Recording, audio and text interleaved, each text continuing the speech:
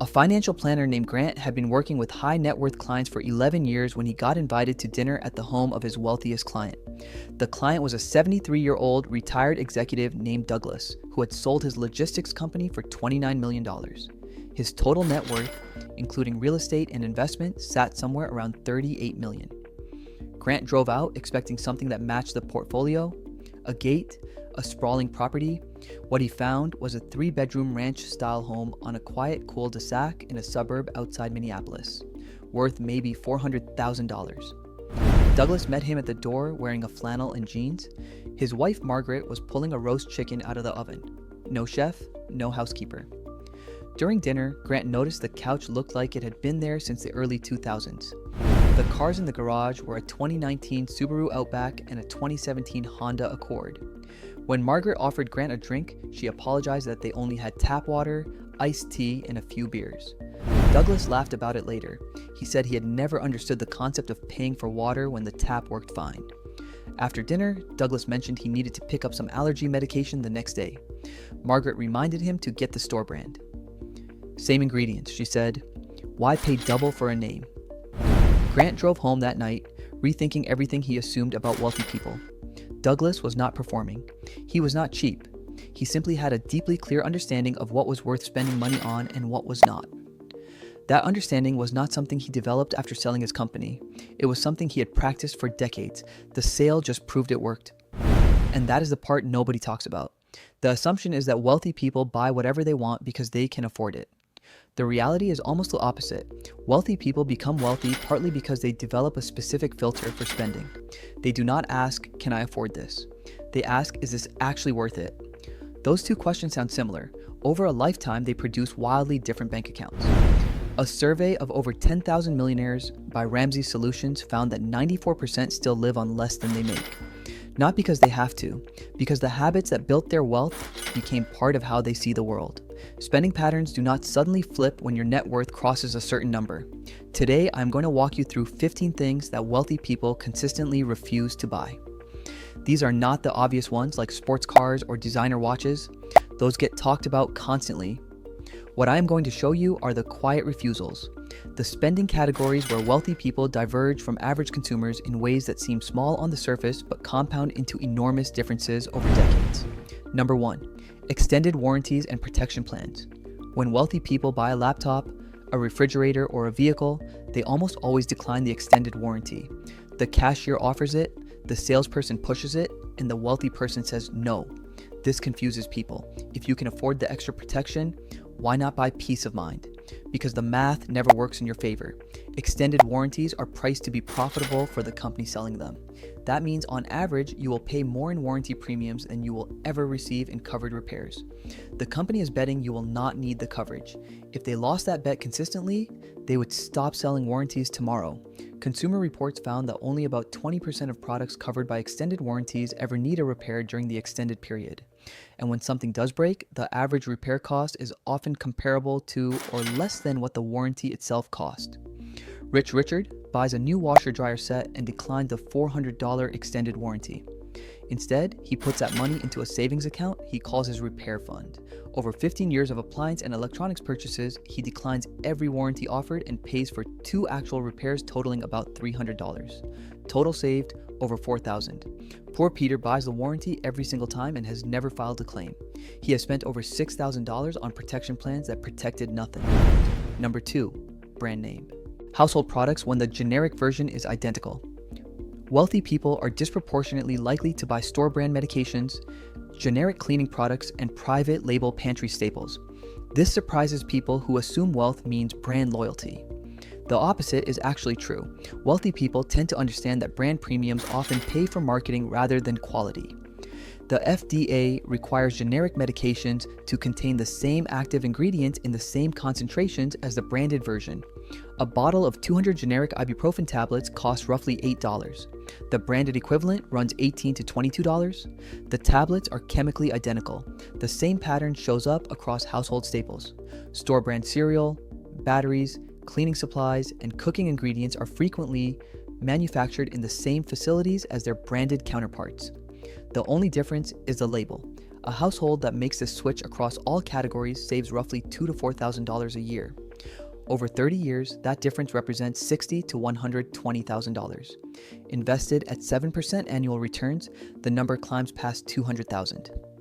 Margaret was not being cheap when she told Douglas to buy the store brand allergy medication. She was doing the same cost-benefit math she had done on 10,000 purchases over 40 years. That math was a small but real part of why their net worth said $38 million instead of $35 million. Number 3, daily convenience spending that compounds silently. This one does not get enough attention. Wealthy people are significantly more cautious about small recurring convenience purchases than people with far less money. Delivery app fees, premium coffee runs every morning, impulse purchases at checkout. The individual transactions feel harmless. A $7 latte here, a $4 delivery fee there, a $12 lunch because you did not feel like packing one. But the math on these small leaks is genuinely alarming when you zoom out. A household spending $500 a month on convenience purchases that could be avoided or reduced is spending $6,000 a year. Over 20 years, that is $120,000. Invested, it becomes significantly more.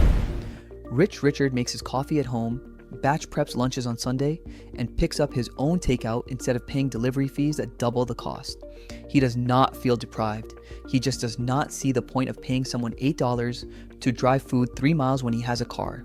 Poor Peter uses delivery apps 4 times a week, buys coffee every morning, and grabs gas station snacks 3 times a week. None of these purchases feel significant individually. Combined, they cost him over $700 a month. That is $8,400 a year going to convenience he barely notices. Number 4, streaming subscription they do not actually watch. The average American household now spends around $69 per month on streaming video services alone, according to Deloitte's 2026 Digital Media Trends Report. That is over $800 a year on content you access through a screen. Wealthy people are not anti-entertainment. They watch shows, they enjoy movies, but they tend to audit their subscriptions regularly and cancel anything they have not used in the past 30 days. The difference is awareness. 1 in 10 Americans has no idea how much they spend on streaming. Nearly a third pay for at least one service they rarely touch. That is money leaving your account every month for a product you are not consuming. It is the financial equivalent of leaving the lights on in a room you never enter. Rich Richard subscribes to 2 streaming services and rotates a third when a specific show releases a new season. He cancels it when he finishes. His annual streaming cost is around $300. Poor Peter has 6 active subscriptions. He watches 2 regularly. The other 4 charge his credit card every month while he barely notices. His annual streaming cost is nearly $850, and he has not opened 3 of those apps in months. Over a decade, the gap is $5,000 or more. The issue is not entertainment itself.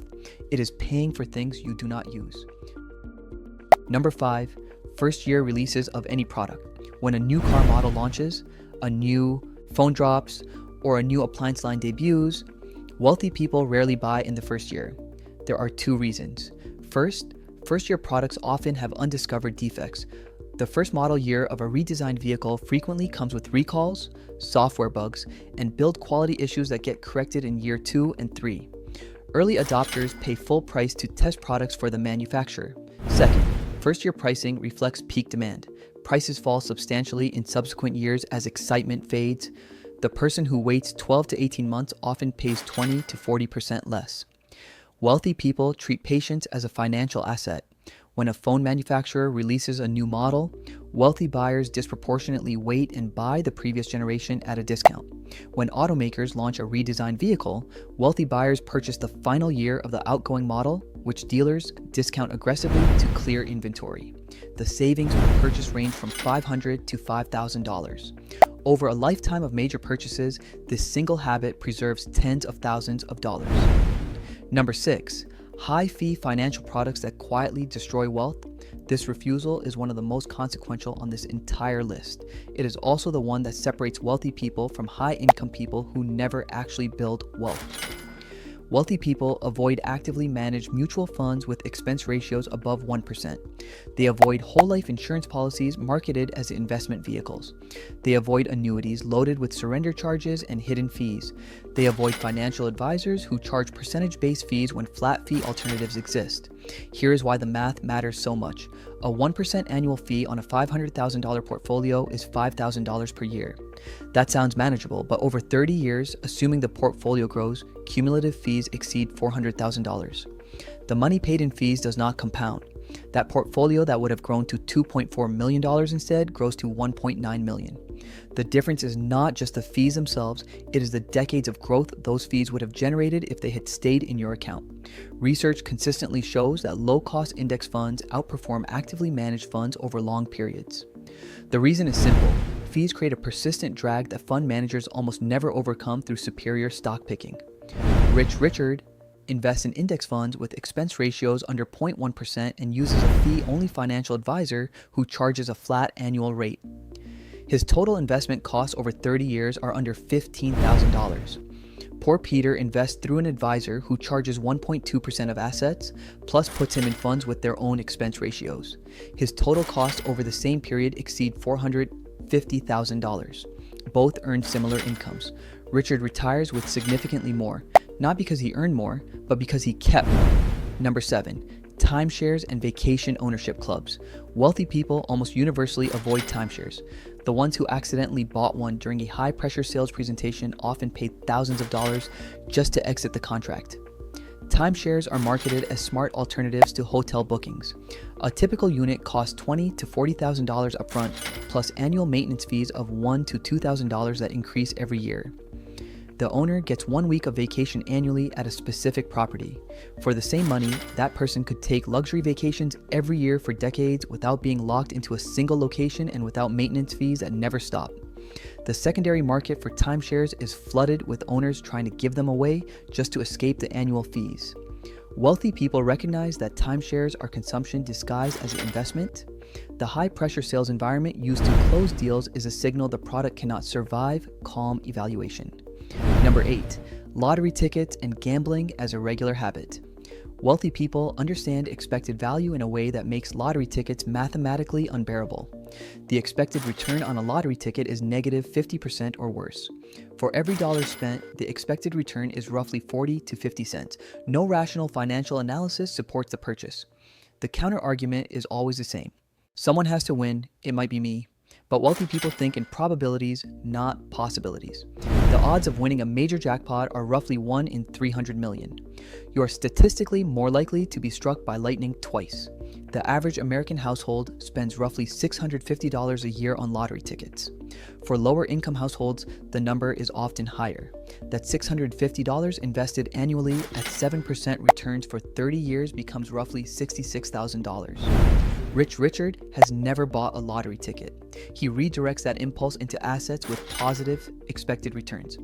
Over 40 years of investing that small amount, it compounds into a meaningful addition to his portfolio. Poor Peter buys $20 worth of scratch-offs and lottery tickets every week. He views it as entertainment and a small price for hope. Over 40 years, he spends over $40,000 on tickets and wins back roughly $8,000. Net loss of $32,000, not counting what that money would have earned if invested. If you are finding this helpful, consider subscribing. I break down financial concepts like this every week so you can make smarter decisions with your money without the confusion. Number 9, oversized housing beyond what they actually use. This refusal surprises people more than almost anything else on this list. Research consistently shows that the majority of millionaires live in homes that are well below what they could afford. Douglas, the $38 million retiree from the beginning of this video, lived in a 3-bedroom ranch house. He had no guest wing, no home theater, no pool house. When Grant asked him why, Douglas said something that stuck. Every room you own has a property tax bill, a heating bill, a cooling bill, an insurance cost, and a maintenance schedule. He said he was not interested in paying for space he did not use. The typical American household has approximately 1,000 square feet more living space than they actually need or regularly occupy. That extra space translates directly into higher mortgage payments, higher utility bills, higher property taxes, higher insurance premiums, and higher maintenance costs. Rich Richard buys a home that fits his family comfortably. 3 bedrooms, 2 bathrooms, a reasonable yard. His mortgage, taxes, insurance, and maintenance leave significant room in his budget for investing. Poor Peter buys the most house the bank will approve him for. 5 bedrooms for a family of 3. A finished basement nobody uses. A 3-car garage for 2 vehicles. His housing costs consume 45% of his income, leaving almost nothing for investments. Over 20 years, the difference in housing costs alone can exceed $300,000. That money either builds your net worth or builds your lender's net worth. The choice is made at the closing table. Number 10, financing for anything that depreciates. This refusal draws a hard line between wealthy people and people who merely have high incomes.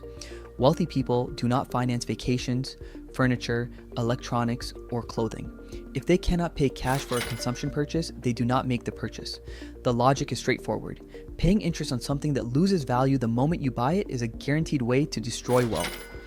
Buy now, pay later services, store financing, and personal loans for consumption are marketed as making purchases affordable. What they actually do is add interest costs to things that are already losing value.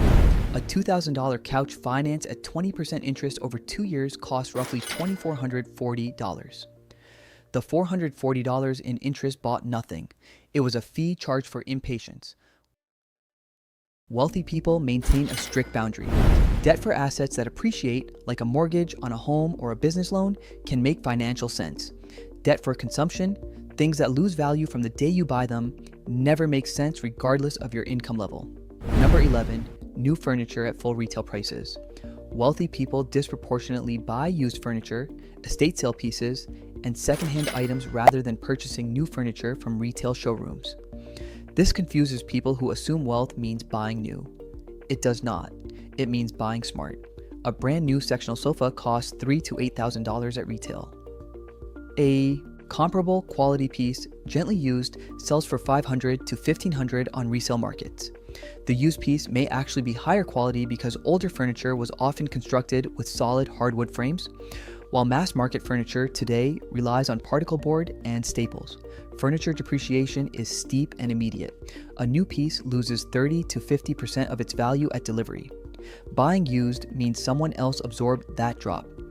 A household that furnishes from resale markets and estate sales saves $20,000 to $40,000 compared to buying everything new.